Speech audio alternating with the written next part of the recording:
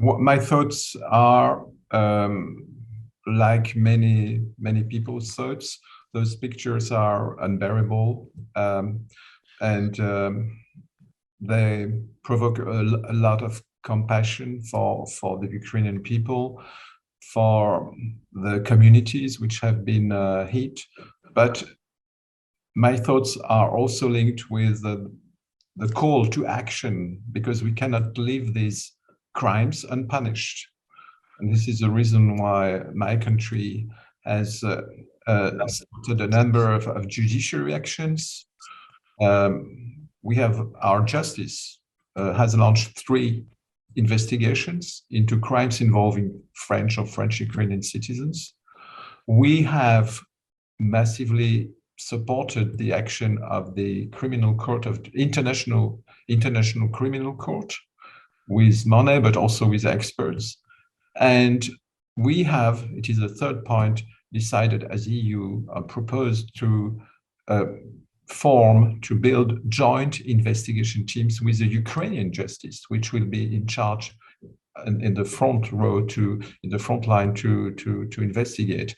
And this point has been discussed among others between our presidents, and there are many discussions, constant discussions between President Macron and President Zelensky. One took place yesterday. As you say, it is important to get to the bottom of these crimes and who did them. But I think perhaps more pressing at the moment is this war that's going on and stopping it. And I know France is involved in helping Ukraine. Can you explain what France is doing to help Ukraine's military at this point?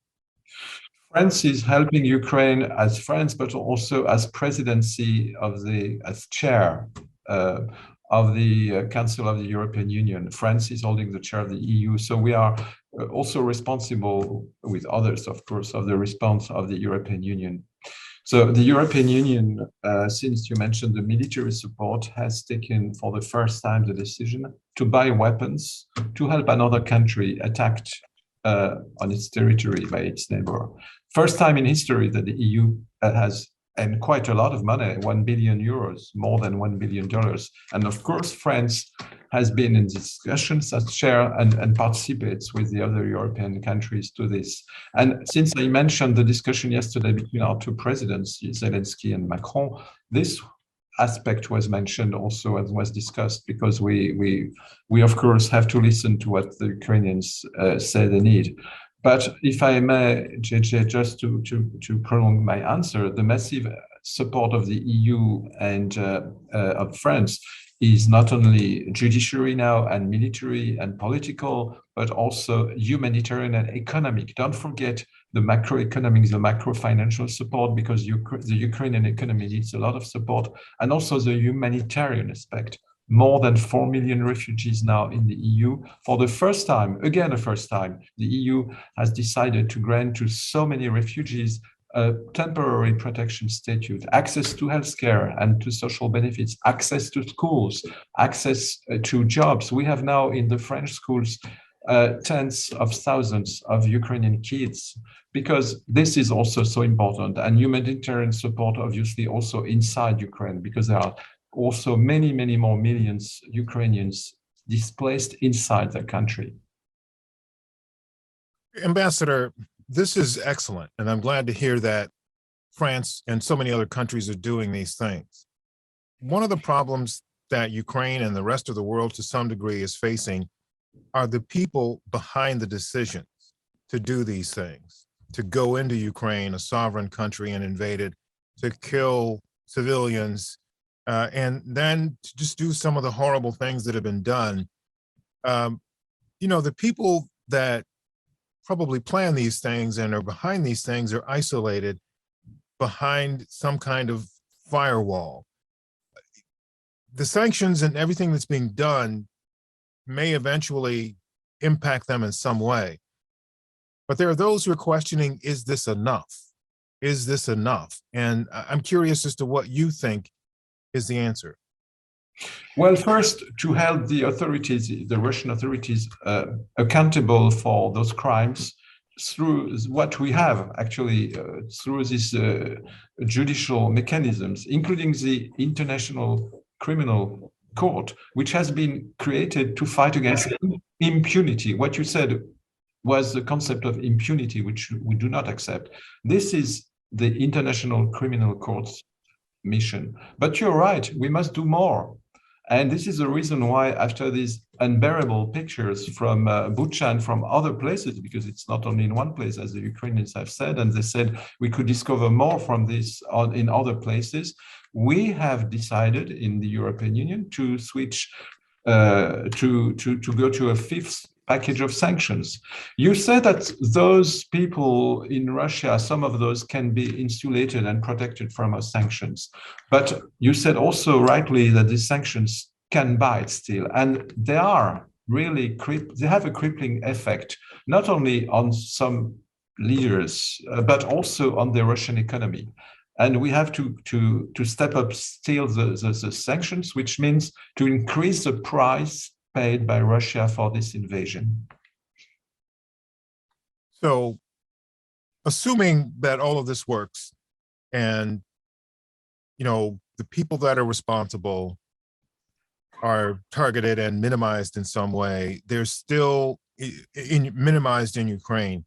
There's still this feeling amongst people from, for instance, the Baltic states. You're familiar with the place called the Suwalki Gap, which is between, I think, Lithuania and Poland. You're aware of the concerns of people in Estonia and Latvia as well, about possible future attacks. Is this the best way to send a message to Russia not to do that?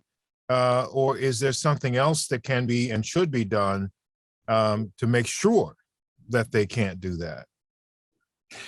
Actually, I'm not only aware, but I visited the three Baltic countries. I remember, at the border between Estonia and Russia, and I'm well aware personally, but we are also well aware in France and in all NATO members. And this is the reason why NATO, who had two summits in the last weeks, decided to reinforce its eastern flank.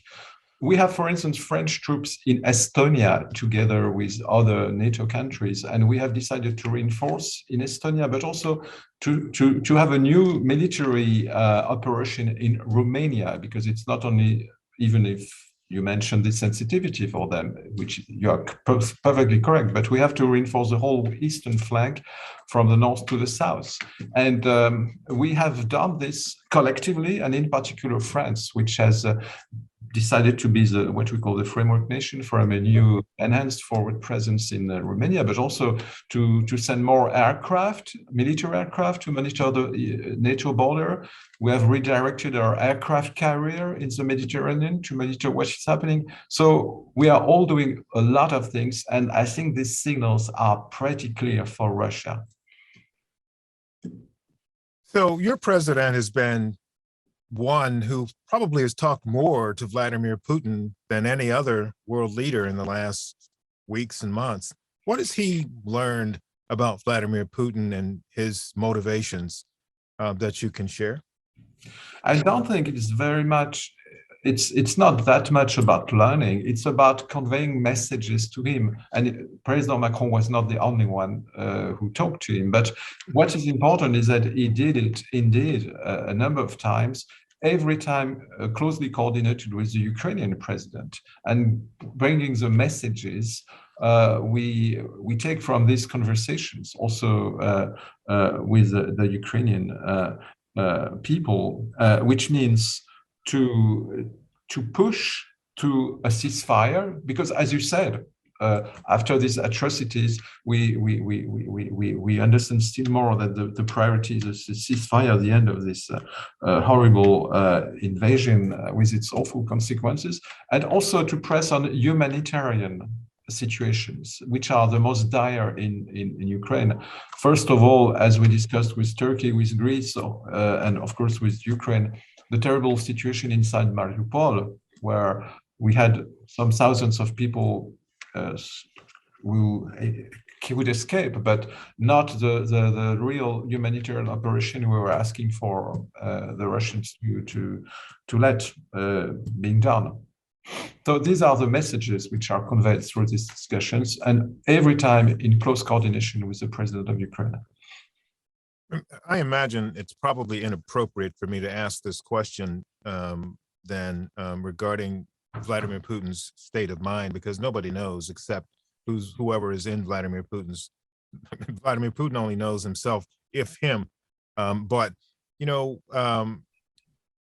we're told now that there's this victory parade supposedly being planned for the 9th of May, and that is designed to show that Russia achieved its objectives in Ukraine.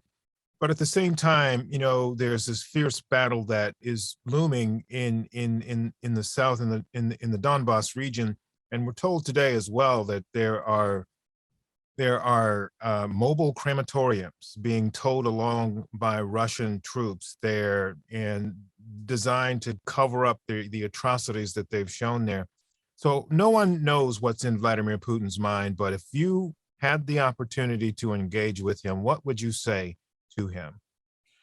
As you said, no one knows, and I will not engage with you, although I would like to answer your question, but those are speculations. What matters are the acts, and the acts are what they are, and there are no speculations here. So again, our most important priority is through raising the price of invasion with sanctions and isolation of Russian international organizations, through supporting the Ukrainians as much as we can and as much as they need, we simply have to push the Russians to take the only decision which has to be taken, which is to cease the fire and then to negotiate a settlement which respects fully the sovereignty of Ukraine. Does France believe that the territory that Russia has taken already, that they took back in 2014, should be given back if there is this negotiation, or is the idea to say, okay, you can have that? What's your thought about that?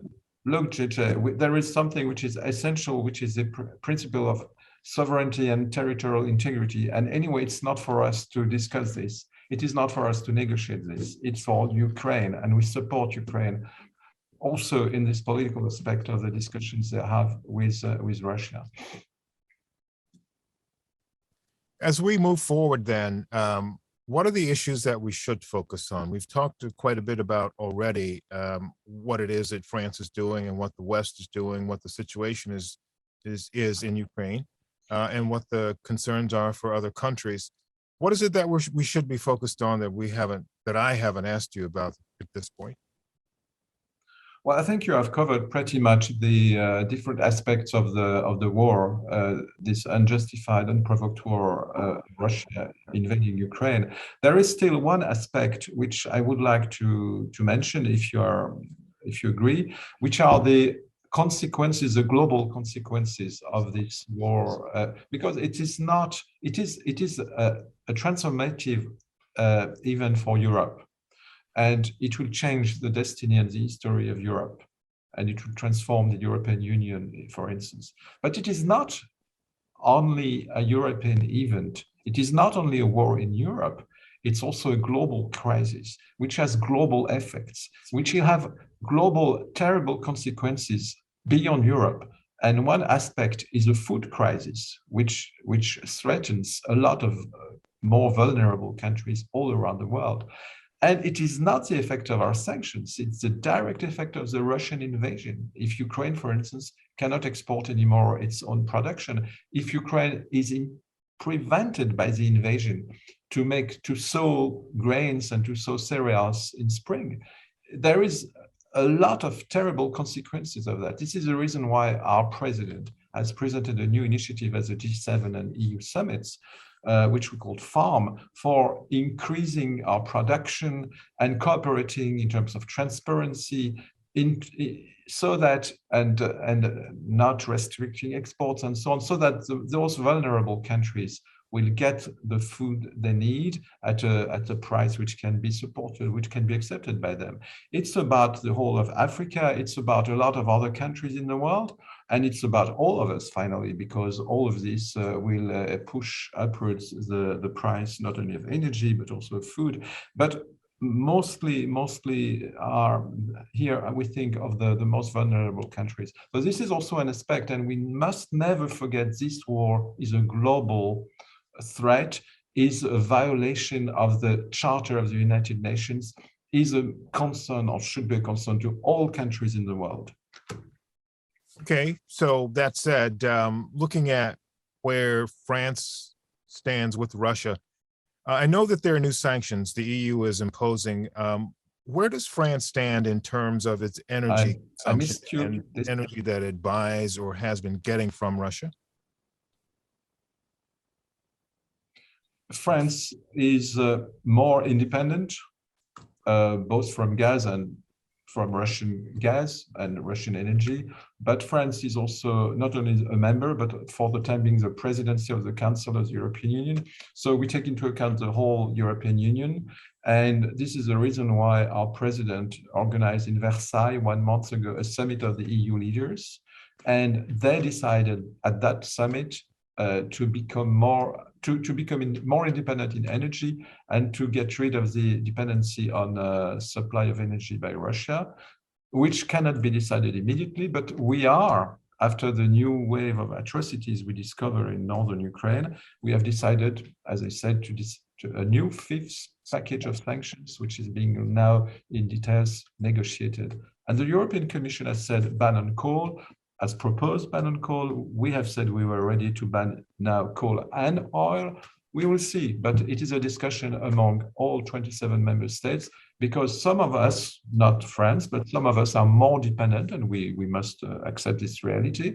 But we want to move forward, and we will move forward on this independence from energy supplies from Russia. Well, Ambassador, thank you very much for your views today. And as we end, this is a moment in history, and it's a very tragic moment, as you've mentioned. It's a global crisis. It's a war that's hitting home inside Ukraine, but the impacts will be felt far beyond Ukraine and for many days, months, and perhaps years to come as this continues. But I'm wondering if you have any final thoughts about this horrible situation that you'd like to share before you go. Well, a final thought would be that we have to learn the lessons from this war. President Zelensky has made a strong speech to the Security Council of the United Nations. We Europeans have to learn our lessons also, and not only in terms of independence, but also increasing our own defense capabilities in complementarity with NATO, of course. We have to learn a lot of lessons, and we have to act concretely. But of course, for the time being, the most important is to support Ukraine and its courageous people fighting against this invasion. Ambassador Philippe Étienne, thank you very much. Thank you very much for inviting me.